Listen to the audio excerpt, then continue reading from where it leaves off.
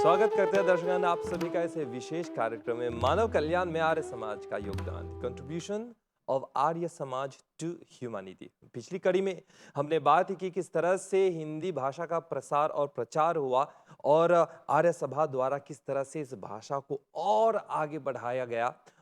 और उसी कार्यक्रम के बीच में एक बहुत ही सुंदर वाक्य जो गुरुजी सत्यदेव प्रीतम जी ने बताया कि उस समय महिलाओं को अधिकार नहीं था समाज में आने के लिए, समाज में बैठका में पढ़ने के लिए, और आर्य समाज द्वारा एक महिला बैठका, महिला पाठशाला की शुरुआत की गई। आइए आज के कार्यक्रम में हम बात करेंगे महिला सशक्तिकरण, और वो भी आर्य समाज द्वारा। हमारे साथ है राजनारायण गति जी, आप आर्य सभा के एग्जीक्यूटिव मेंबर। गुरुजी आपका हम स्वागत करते हैं एक बार फिर से। धन्यवाद बहुत। नमस्ते। आपको और सभी दर्शकों को हार्दिक अभिवादन। गुरुजी इतिहास में अगर हम चलते हैं तो जानने का मौका मिलता है कि महिला उस समय पूर्व काल में, आरंभ काल में उन लोगों को उतना अधिकार नहीं था समाज में जाने के लिए, बात करने के लिए, शिक्षण में। तो आर्य समाज ने आकर इस परिस्थिति को थोड़ा सा उसमें सुधार लाया। पूर्व काल की स्थिति कैसी थी इसके बारे में बताइए। हम सभी जानते हैं, जब हम बात करते हैं तो बात करते समय हम कहते हैं माता पिता, कभी नहीं कहते हैं पिता माता, हमेशा माता पिता। या भाषा की बात आप कर रहे हैं तो मातृभाषा, पितृभाषा कभी नहीं बोलते हैं। इसी प्रकार से धरती को धरती माँ, धरती माता, माता जो महिला को हमारी परंपरा में, हमारे सिद्धांत में, हमारी सभ्यता में बहुत ऊंचा स्थान दिया गया है। आप हम सब जानते हैं कि किस प्रकार से सीता माता को जानते हैं, क्या उनका स्थान था समाज में, आदर्श नारी। आज तक लोग उनके प्रति देखते हैं और हम चाहते हैं कि हमारी जो महिला है वो सीता की तरह हो। हम सभी जानते हैं भारत के इतिहास में जितने युद्ध हुए हैं उनमें से एक है महिला जिन्होंने युद्ध किया, आगे चलकर सेना की जो है अगवानी की, रानी लक्ष्मीबाई महिला थी। देखिए कितना ऊंचा स्थान उनका था। इसी प्रकार से अनेक गार्गी हुई, समझते हैं ना, जो है अहिल्याबाई होलकर, कई नाम गिनाएंगे आपको। ये महान विदुषियाँ हो गई जो बहुत उन्होंने नाम जो दिया, इज्जत, और जो है महिला का स्थान क्या था उस समय। फिर चल करके ऐसा एक समय आया, वही भारत, वही समाज, जहाँ पर महिला जो है उसको समाज में स्थान नहीं है। वो आप बैठे हैं परिवार में तो महिला नहीं आएगी बीच में, वो उधर पर्दे में रहेगी, सामने नहीं आएगी। और घूंघट को ओढ़, घूंघट को अगर सामने आती भी है तो चेहरा आप नहीं देख पाएंगे। तो ये जो है आप उनका बता रहे हैं कि उनका स्थान परिवार में, समाज में क्या है। दूसरी बात आप बोल रहे थे अभी शिक्षा की बात। हिंदी की बात तो अलग है, शिक्षा का अधिकार नहीं था। आप समझ रहे हैं ना, आपको स्कूल जाने का, मुझे याद है मैं बच्चा था, मेरे दादाजी कहते थे, आपने भी सुना होगा, छोकरी के पढ़ा के क्या होगा, तबिस्मा चलाई। ये मेरी सुनी हुई बातें उस समय की बात थी, आर्य समाज के आगमन से पूर्व। तो आप सोचिए ज़रा किस प्रकार से भारत में जो है, हम तो भारत से सब हम उड़ाए, तो किस प्रकार से भारत में स्थिति क्या हो गई, कहाँ महिला थी, कहाँ आ गई कि शिक्षा का अधिकार नहीं। वेद, प्रार्थना, मंत्र, पूजा पाठ, धर्म अर्चना, ये तो बात ही मत कीजिए। तो यहाँ पर भी वही जो परंपरा थी, तो जो भारतीय मजदूर लोग आए थे, लेकिन यहाँ पर भी आर्य समाज ने जब कार्य आरंभ किया तो यहाँ भी सुधार आया और महिलाओं को कन्या पाठशाला द्वारा, आपने सुना, उनको शिक्षित करके, पढ़ा करके, और फिर स्कूल कई लोग आए, महिला डॉक्टर आए, कई विद्वान लोग आए, प्रचारक लोग आए, सेवक लोग आए। तो इस प्रकार से महिलाओं को अधिकार मिला। तो उस समय की बात हम लोग कर रहे थे। आर्य समाज के आगमन से पूर्व महिलाओं को इज्जत नहीं थी, पढ़ने का अधिकार नहीं था, और वेद जो मंत्र जो पाठ है, धर्म का प्रचार का अधिकार, आज हमारे बीच में कई पंडित हैं, तो धर्म प्रचार का अधिकार नहीं था। और तो और देखिए, ये और एक बहुत गंभीर बात है, बचपन में उनका विवाह हो जाता था, और मुश्किल से अभी 10 वर्ष की उसकी अवस्था हुई है। मुश्किल से 11 वर्ष की अवस्था हुई है।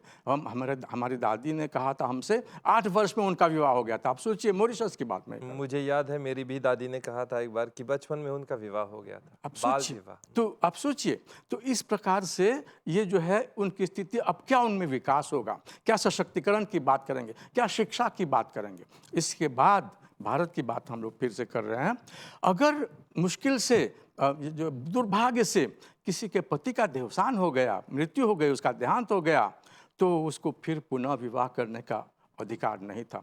वो क्या करते थे, उसके साथ, वो पति के शव के साथ चिता पर उनको चढ़ाकर उनको भी जला कर देते थे, और इसको कहते थे अरे ये तो सती प्रथा, ये सती हो गई। आप सोचिए कितना अंधकार था उस समय में। ये महिलाओं की दशा या दुर्दशा, आप जो भी कहें, ये स्थिति थी उस समय आर्य समाज के आने से पूर्व। तभी जा करके जब स्वामी दयानंद जी आए, आर्य समाज का निर्माण हुआ, आर्य समाज की स्थापना हुई, तब इन सब पर गंभीरता से विचार किया गया, और बाद में चल करके जो है ये कार्य हुए। तो वो बहुत दयनीय दशा थी। हम कल्पना भी नहीं कर सकते हैं कि किस प्रकार से महिलाओं पर उस समय क्या गुजर रहा था। आज के बच्चों को, आज की लड़कियों, कन्याओं को आप कहेंगे तो उन लोगों को लगेगा आप तो किस्सा कहानी सुना रहे हैं, समझते हैं, पुस्तकीय बात कर रहे हैं। परंतु ये सब हकीकत है, ये सब यथार्थ है, और ये सब बातें जो है बीती हुई हैं। तो इस तरह से हमको जानना आवश्यक है। गुरुजी, आप आए और हमको एक बार फिर से इतिहास में ले गए और उस दयनीय स्थिति से हमारा परिचय करवाया। इसके लिए बहुत बहुत धन्यवाद। धन्यवाद आपको, सभी दर्शकों को बहुत बहुत धन्यवाद। तो आप लोग साथ देते रहिए। अभी हमने आरंभिक काल में महिलाओं की स्थिति परिस्थिति कैसी दयनीय थी, इसके बारे में हमने बात की। अभी हम बात करेंगे कि आज वर्तमान काल में किस तरह से सुधार आया महिलाओं की परिस्थिति और स्थिति में। आप लोग साथ देते रहिए। यत्र नार्यस्तु पूज्यन्ते तत्र रमन्ते देवताः।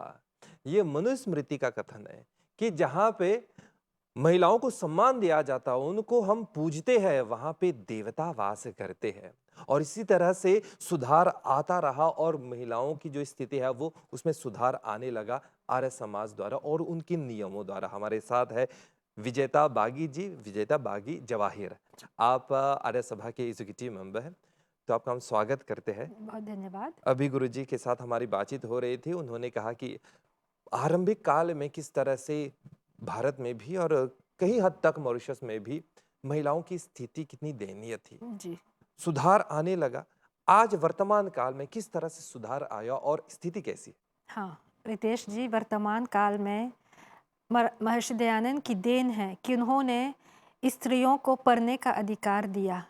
कन्या पाठशालाएं महर्षि दयानंद ने खुलवाई थी, और मॉरिशस में हमें गर्व होना चाहिए कि जब से चिरंजीव भारद्वाज जी आए थे, उनकी पत्नी थी साथ में, पत्नी ने महिलाओं को पढ़ाना आरंभ किया। साथ में उनको संगीत में आने का मौका भी दिया। और अभी वर्तमान में जो बात आप कर रहे हैं, हमारी महिलाएं ऊंचे पद पर आ गई हैं। जो महिला पहले घर पर थी, पर्दे में थी, केवल रसोई घर में चूल्हे के सामने दिन भर उनका गुजारा होता था, उनका दिन गुजरता था, और पूरा परिवार जब भोजन करता था उसके बाद वो महिला भोजन ग्रहण करती थी। कभी भोजन बचता भी नहीं था, वो खाली पेट सो जाती थी। लेकिन आज ऐसी स्थिति नहीं है। हर एक घर में, हर एक परिवार में एक कमाऊ स्त्री है। आज जब बेटी का जन्म होता है तो हर्षोल्लास हम मनाते हैं, घर में खुशियाँ छा जाती हैं, जबकि पहले ऐसा नहीं था। क्योंकि आज हम जानते हैं कि लड़की लड़कों के बराबर है। जो शिक्षा एक लड़का ग्रहण कर सकता है, वही शिक्षा लड़की के लिए आवश्यक है। और आज लड़कियां अपने पैरों पर खड़ी हैं।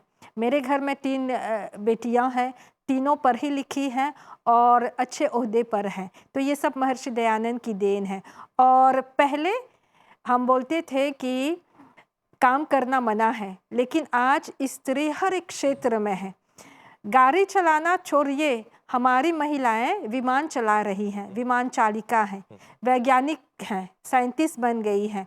स्वास्थ्य के क्षेत्र में हैं, प्रधानमंत्री राष्ट्रपति भी हैं। भारत की राष्ट्रपति एक तो महिला है, तो ये किसकी देन है? महर्षि दयानंद की देन है। और मॉरिशस की स्थिति में हम देखेंगे कि आज महिला खेत में काम कर तो रही थी, आज भी कर रही है, लेकिन मेसन भी हैं। जो काम बोलते थे हम पहले केवल पुरुषों के लिए हैं, पुरुष वर्ग के लिए जो काम रखे जाते थे, आज वो ऐसा नहीं है। हमारी महिलाएं घर बना रही हैं, बढ़ई हैं और दर्जिन तो हैं ही, रसोई बनाती हैं। बड़े बड़े होटलों में आज हमारी महिलाएं शेफ़ हैं। अध्यापिका तो अनेक हैं, लेकिन हमारे देश में देखिए असेंबली, नेशनल असेंबली में कितनी महिलाएं बैठती हैं, राजनीतिक में वो आ गई हैं। तो ये सब हमें गर्व अनुभव कराता है, हमें खुशी होती है और हम सब प्रशंसा करते हैं महिलाओं पर। केवल ये बात नहीं है, महर्षि दयानंद ने कहा हाँ, शिक्षा ग्रहण तो करती है, लेकिन बच्चों को शिक्षा देना, क्योंकि शिक्षा घर से आरंभ होती है। सबसे बड़ा विश्वविद्यालय क्या है? एक माँ की गोद। तो जब महर्षि दयानंद ने कहा अधिकार है महिलाओं को पढ़ने का, तो बच्चों को संस्कार देना, संस्कार देकर महिलाएं जन्म देती हैं बच्चों को। जन्म जब देती हैं तो कैसी संतान वो उत्पन्न करती हैं? पढ़ा लिखा सुसंस्कृत बच्चे। और आज देखिए, अगर राम जी प्रसिद्ध हैं, आदर्श पुरुष हम उनको मानते हैं, तो किसकी देन है? हाँ, राजा दशरथ हैं, लेकिन कौशल्या माता कौन है? एक महिला। हमारे देश में एक प्रधानमंत्री हैं, तो पढ़े लिख कर प्रधानमंत्री बने, इसके पीछे किसका अभूतपूर्व हाथ है? उनकी माता का हाथ है। वैसे ही जितने भी पुरुष मंत्री बने, अच्छे अच्छे पद पर हैं, तो उनके पीछे उनको इस रास्ते पर लाने के लिए बहुत बड़ा सहयोग उनकी माता का है, और माता तो स्त्री ही है। कहा जाता है कि वैसे बचपन से हम सुनते आ रहे हैं और अभी तक सुनते हैं कि पुरुष जब बच्चा बचपन में वे पढ़ते हैं और आगे बढ़ते हैं जवानी में, और फिर बाद में शादी हो जाती है, घर में पत्नी आ जाती है, बच्चे भी आ जाते हैं, फिर एक समय आ जाता है वह मतलब अवकाश ले लेते हैं, आराम से बैठे जाते हैं। लेकिन महिलाओं का जीवन थोड़ा सा अलग होता है। बचपन से ही वृद्ध तक वह या तो नौकरी संभालती है, या तो बच्चे संभालते हैं, तो परिवार संभालती है। इसमें काफ़ी हद तक आर्य समाज का योगदान रहा है। जी हाँ। हाँ, तो हमारी महिला उनमें शक्ति है। सुबह उठकर बच्चों को संभालना, परिवार को संभालना, वही महिला दफ्तर में जाकर दूसरी भूमिका निभाती है। अध्यापिका है या डॉक्टर है या जिस क्षेत्र में वो काम करती है, वो एक कर्मचारी है। फिर शाम को आती है घर, फिर से रसोई में ये सब संभालना। इसके अलावा आर्य सभा महिलाओं को ये अवसर प्रदान करती है कि वो सामाजिक कार्य करें। घर संभालना, नौकरी के बाद सामाजिक कार्य करती हैं। हमारे कितने आश्रम हैं? 6 आश्रम हैं। उन सब आश्रमों में हमारी महिलाओं का बहुत योगदान है। जितने भी आश्रित रहते हैं वहाँ पर पुरुष भी साथ देते हैं, लेकिन अधिकतर हमारी महिलाएं हैं जो उनकी सेवा करती हैं। कोई विशेष गतिविधि चलती है जहाँ पे सिर्फ महिलाएं भाग लेती है? हाँ, तो आर्य सभा मॉरिशस में आर्य महिला मंडल है। आर्य महिला मंडल की प्रधाना एक महिला ही है, और हम हर मास एक विशेष कार्यक्रम हम करते हैं, न केवल महिलाओं पर, लेकिन विभिन्न विषयों को लेकर प्रासंगिक जो विषय हैं उन सब पर हम कार्यक्रम करते हैं। और मुख्यतः हम युवतियों को मौका देते हैं, महिलाओं को भी मौका देते हैं बातचीत करने के लिए। रसोई का कार्यक्रम चलता है, और भजन कीर्तन तो वो करती ही है। भजन के साथ आज देखिए आर्य सभा में कितनी पंडिताएं हैं, पुरोहिताएं हैं। तो एक समय जैसे मैंने कहा उनको पढ़ने का अधिकार नहीं है, लेकिन आज यही महिलाएं विवाह संस्कार वो संपन्न कर रहे हैं। विवाह संस्कार के अतिरिक्त वो अंत्येष्टि संस्कार भी करती हैं। कहा जाता था कि एक महिला को पढ़ने का अधिकार नहीं है, शमशान भूमि में जाने का अधिकार नहीं है, लेकिन आर्य समाज ने ये सब अवसर प्रदान किया है, और आज पुरुष और महिलाएं बराबर हैं। आर्य समाज के जो अनुयायी हैं ऐसा वे सोचते हैं। समाज में विकास अर्थात अगर महिलाओं की समाज में विकास अर्थात पूरे देश में विकास है, समाज में विकास। विजेता जी, आप आए और इन सब जानकारियों को हमारे मतलब प्रकाशित किया हमारे इस कार्यक्रम में, इसके लिए बहुत बहुत धन्यवाद। नमस्ते। नमस्ते। आप लोग साथ देते रहिए। महिलाओं के विकास में किस तरह से योगदान दिया जा रहा है आर्य सभा द्वारा, आप लोग और जानकारियां हम आपको देंगे, बस जुड़े रहिए हमारे साथ।